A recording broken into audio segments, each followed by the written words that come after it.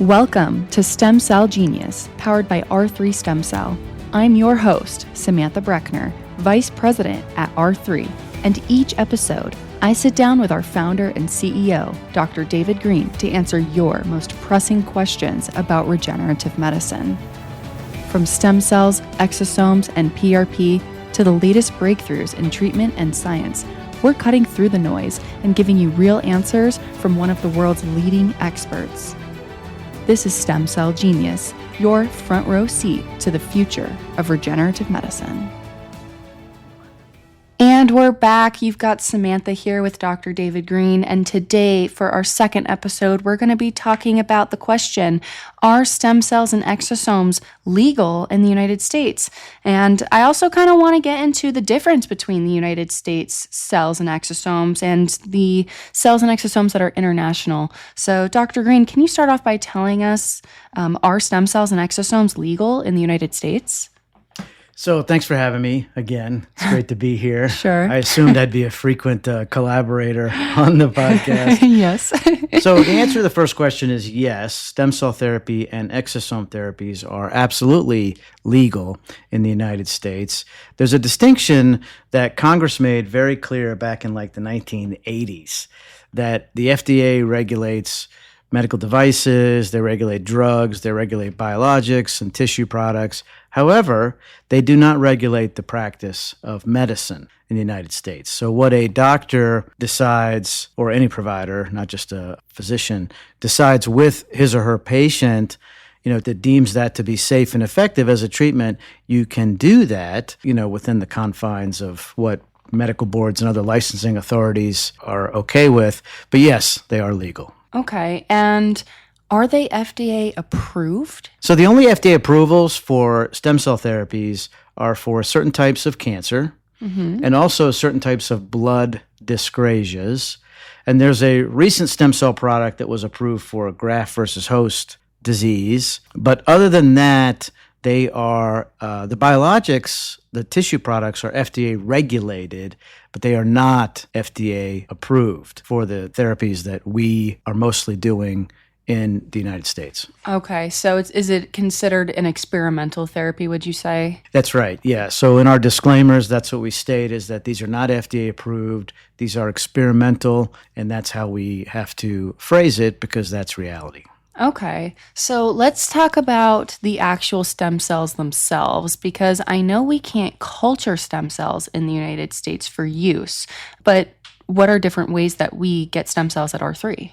So it's interesting the way that we have to process it because the processing is FDA regulated. So to stay within the confines of the FDA regulations, you're right. You're not allowed to culture the stem cells. Another word for that would be to expand the stem cells. An expansion to a point would be beneficial because you can get a larger number of cells and make it much more cost effective for patients and maintain the potency, the purity, and the power. And that's something we'll talk about what we do international. But domestically here in the United States, when we get an umbilical cord at one of our labs, it gets processed underneath the FDA regulations of something called minimal manipulation, which means we're not allowed to use various enzymes. We're not allowed to expand those stem cells. So we don't. But we process them in such a way that the stem cells from the umbilical cord are preserved. They are maintained, they're viable. So we can get a large number of mesenchymal stem cells from umbilical cord tissue in the products, and those can be administered. We just can't get to the ridiculously large numbers that we can internationally. Right, because we can't expand them. So in the United States, because we can't specifically say, you're getting this many stem cells, what product do we use at R3 in the United States? So we use a Wharton's jelly product that has a few million stem cells. It's hard to give an exact number because there are some variations. So we give a range with those. And that's a very, very good product for relieving pain and helping individuals, breathe easier, walk farther. Sure. We see an improved quality of life when we do those with injections. So with regards to other products we do use umbilical cord blood. Is that actual blood? It is actual blood that's processed. So, for instance, you might say, oh, it's a blood product. It's going to be red. No, the red blood cells are removed. So it's actually clear. And it is a minimal manipulation process, but there are still many, many live cells in those products. Each vial has about 30 million cells in it.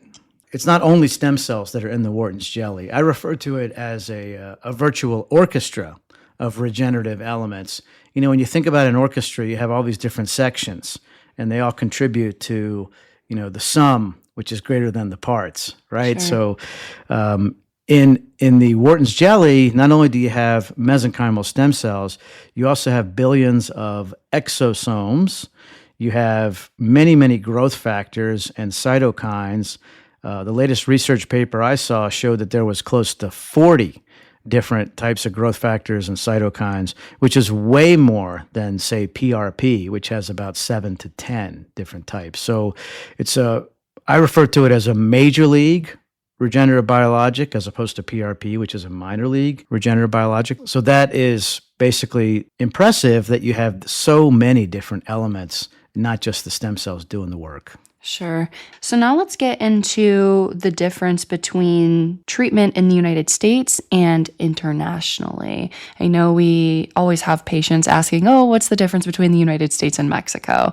But really, it's what's the difference between the United States and anywhere internationally outside of the United States. So what is the difference in the cells? Well, it starts with the FDA, which we touched on earlier. The FDA, it's interesting because I checked yesterday to see, do Americans trust the FDA? And the answer is not really. Less than half have trust in the FDA or the CDC. But when you go internationally and speak to people, it's pretty much looked at as the gold standard of regulatory agencies, because the FDA has about an $8, $9, or $10 billion budget, whereas you look at some of these other countries, they have like an $8, $9, or $10 budget. I mean, it's the vast difference, and they just don't have the infrastructure set up to have these clinical trials and regulations and people that are very, very smart. And the FDA is full of smart people. You can't deny that. So they have put in place regulations that we have to abide by that are typically very different than what exists internationally. So in the States, as we discussed, you're not allowed to expand the stem cells. You're not allowed to use certain enzymes. And we're not going to go into the rabbit hole on this, but they do have reasons behind those decisions. And if you want to do those concepts with the cellular culturing and things like that, you have to go through a clinical trial just like you would for any drug, and go, 3 to 12 years, $20 to $50 million to go through that, and it's a lot to ask of a company to go through that. So at any rate, that's where we are in the United States. These procedures are legal, they're experimental, and we can do them. We have to charge a little bit more because we're not allowed to do the expansion. Internationally, it's typically a very different story, except in a few countries. The European Union is very strict, just like the United States. Canada is very strict. They don't allow stem cell therapy. But most other countries like Mexico, Philippines, Pakistan, India, South Africa, many of them do allow cellular expansion, specifically stem cell expansion. So when you do stem cell expansion, basically what we do is we take umbilical cord, we use a disposable sterile kit that minces and grinds up the cord and helps to free up the stem cells through various filtering processes.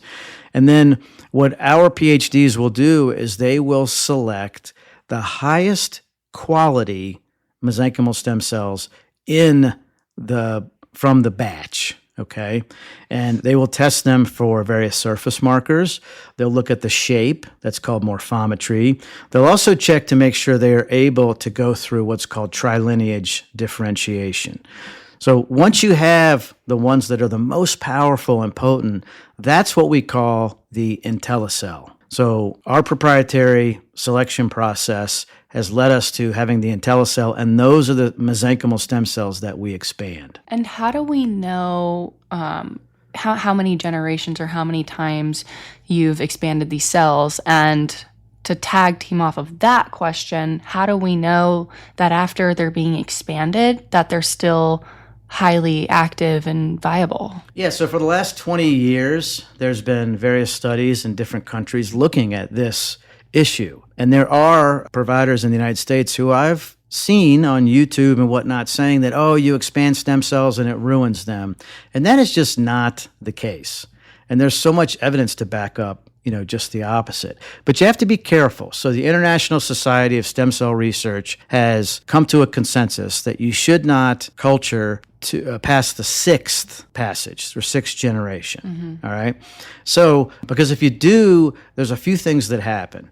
One is mutations start to occur, the DNA gets damaged, the telomeres start to shorten, and you get this influx of inflammatory growth factors that actually become damaging as opposed to helpful. So when you look at these stem cells under a microscope, you can tell that they've been overexpanded.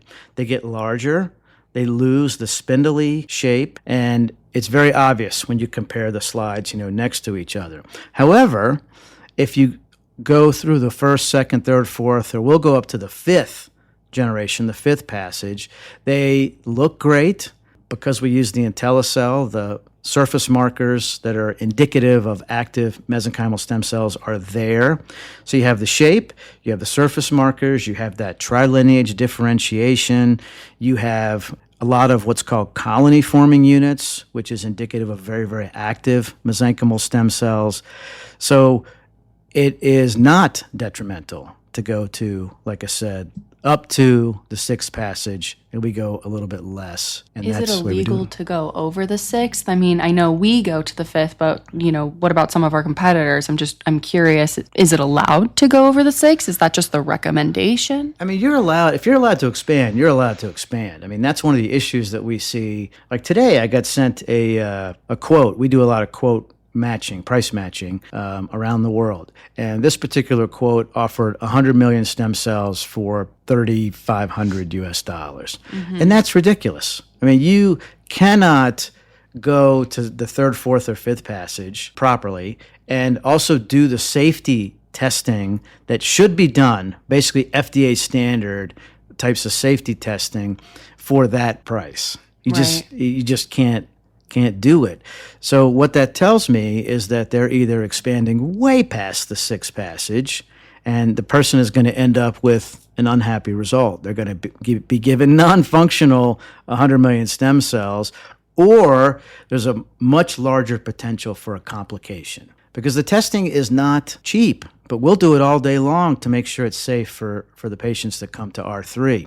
We have to test for all types of bacteria, virus, fungus, mycoplasma, endotoxin, and then the disease list is pretty extensive. Right, and we check donor history as well. Exactly, yeah. So, these are, and also our lab, we have two labs in the world, and then our sister lab is in Tijuana. They actually participate in nutritional formulations for the women who are going to donate, as well as other things that we can help them with, prenatal vitamins and whatnot. Right. But if not, if you get bad tissue, you're going to get bad biologic stem cells out of it. Right. And to clarify, correct me if I'm wrong, but just because biologics passed all of the safety testing, it doesn't mean we're even going to release that batch, because we still have to review the donor history. If we see anything in the donor history, during the time of the pregnancy, or any medications maybe that they took, it might stop us from releasing the batch. Is that correct? Yeah, it's right. I mean, a lot of donors get turned away because, let's say they smoke or they vape, or they use, smokeless tobacco products. These things are incredibly detrimental to stem cells. So that's just tip of the iceberg. If they've had, recent tattoos or travel to certain countries, the concern is that they might have a latent type of infection that could be passed on, right? So there's also medical history for different types of cancers in their family, because you never know. And the last thing we want to do is, know that there's significant history in various lineages of the family. And those are things that once again, do not get tested at a lot of competitors Sure. for oncogenesis or whatnot. And they're very important for safety. Yeah, absolutely. Well, now that we've talked a little bit about safety and the difference between the cells in the United States and internationally, I feel like one of our bigger questions is about cryopreservation. Can you tell us what is it to cryopreserve and where do we cryopreserve and why?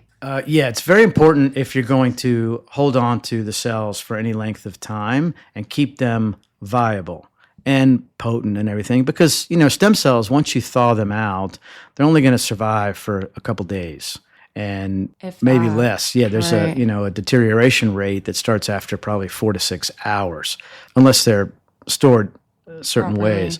Now, cryopreservation basically means that you're taking live cells and you're putting them into a deep freeze, but at the same time, you're protecting the cell wall so that it keeps it viable. And But what's the temperature that we freeze at? it depends. You want to go down to at least negative 80 degrees Celsius, and you want to do that very slowly. We use a device called Mr. Freeze that does it in a regulated manner. Now, we use cryopreservation reagent. There's various ones out there. The industry standard for a long time has been what's called DMSO, dimethyl sulfoxide, and the one on the market that is GMP compliant wasn't created with any animal reagents or any of that, and that's what we use. It's about 10 times more expensive than any others on the market, but in order to be GMP, that's what we use, and we use about 5%. Of the dilution. You can do 10%. That's completely acceptable. 5% means less sulfa in the tissue, but a good cryopreservation. So if you do it right, then you should be able to get 90% average viability. So 9 out of 10 cells will survive. If you don't need to cryopreserve, and at Tijuana, our facility doesn't, if you come in if we know 5 patients are coming in on Friday, then the lab will pull out the cells for those individuals Friday morning. They'll wash them and prepare them. You're talking about 99.9% viability. Right. Okay. And is it mainly in the United States that we cryopreserve just due to the regulations where we can't expand, so we can't have those fresh cells? No, we also cryopreserve, throughout the world. Okay. And I would, if there was a detriment to the cells, activity, purity, potency, I would try to work around that. But we don't need to, because there have been many studies shown that cryopreservation, if you do it the right way, like we do, then when you thaw those cells out and you get 90 to 95% viability, once again, the characteristics of those stem cells are completely intact. They have the purity, they have the potency, they have the surface markers. Once again, the number of colony-forming units. We've done all this testing, and it's been done, in peer-reviewed studies around the world for the last couple of decades. So there's no issue with cryopreservation, and it makes it an off-the-shelf procedure for so many patients. And we can do these. That's why, we're becoming the Marriott of stem cell therapy. We're in 7 countries. Right. We don't have to have a lab in that country. And, we abide by the strictest regulatory agency in the world when it comes to quality control. Right. No, that's great. I'm glad you were able to tell everybody about that, because I feel like it's one of our biggest questions about cryopreservation internationally, and what's the difference in the cells. Well, that's great. Do you have anything that you'd like to add about stem cells and exosomes, the legalities, the difference between the USA and internationally? Otherwise, that's kind of all the questions that I had for you. Well, I think it's important for prospective, patients and their loved ones to understand that with regards to R3, our quality control doesn't change, whether Right. we're doing a treatment in Asia or Africa or United States or South America.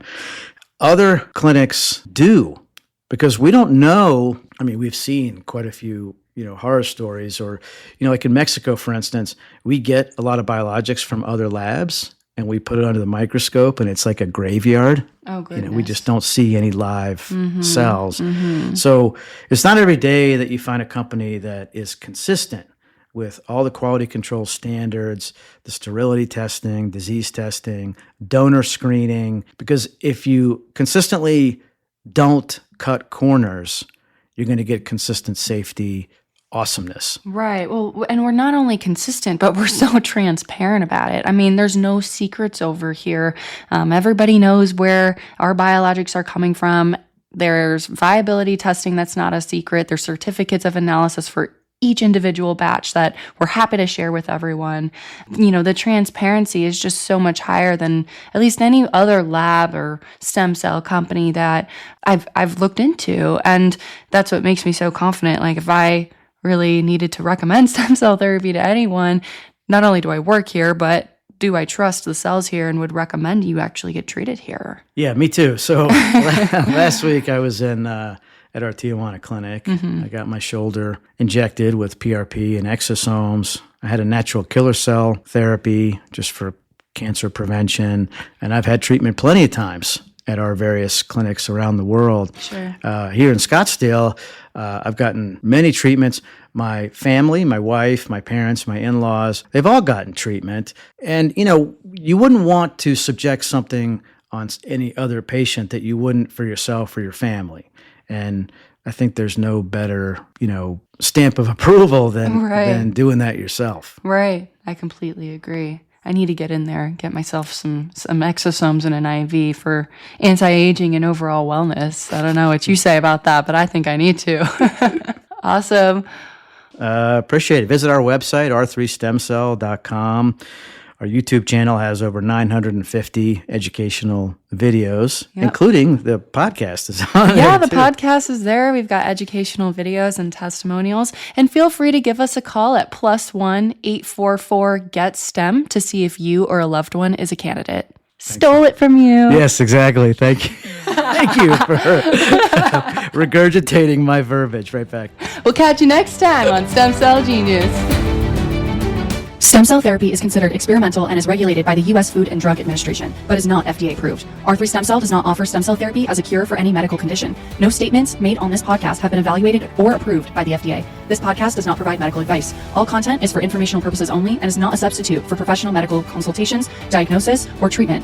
Reliance on any information provided by R3 Stem Cell, its employees, others appearing on this podcast at the invitation of R3 Stem Cell, or other visitors on this podcast is solely at your own risk. R3 Stem Cell does not recommend or endorse any specific tests, products, procedures, opinions, or other information that may be mentioned on this podcast. R3 Stem Cell is not responsible for the outcome of your procedure. The FDA considers stem cell therapy experimental at this point.